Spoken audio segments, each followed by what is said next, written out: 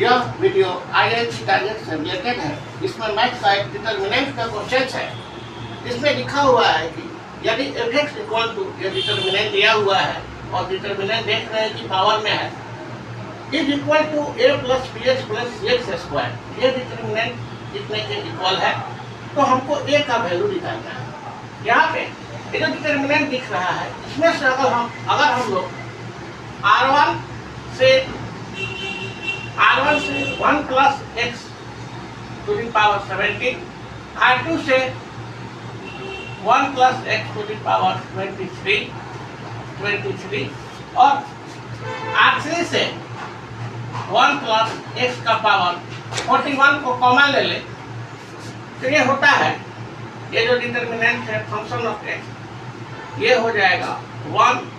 यहाँ पे अगर हम कॉमन लेंगे तो कॉमन में लिखना पड़ेगा, तो कॉमन में हम लोग इसको पहले लिखेंगे 1 प्लस x का 17, 1 प्लस x का पावर 23 और 1 प्लस x का power 41।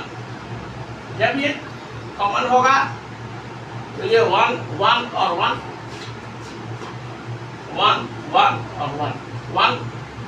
1 to the power 1 plus x to the power 17 जब कॉमन है तो इसका पावर 2 हो जाएगा और इसका पावर 6 हो जाएगा।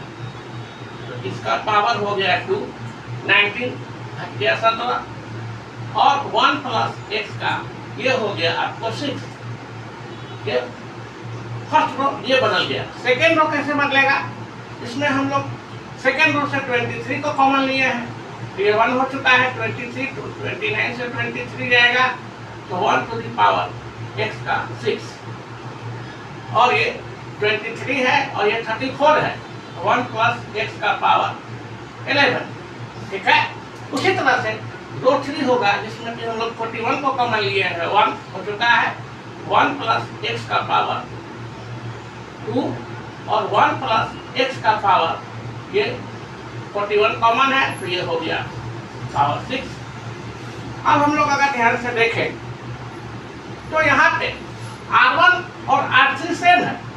जब सेम हो जाता है R1 और R3 कोई भी रो या कोई भी कॉलम तो वैल्यू डिटरमिनेंट का 0 हो जाता है। तो ये टोटल इंटू 0, इस वैल्यू का मान 0 है। ये पूरा फंक्शन पूरा वैल्यू आ गया 0, पूरा फंक्शन ऑफ x ही आ गया 0।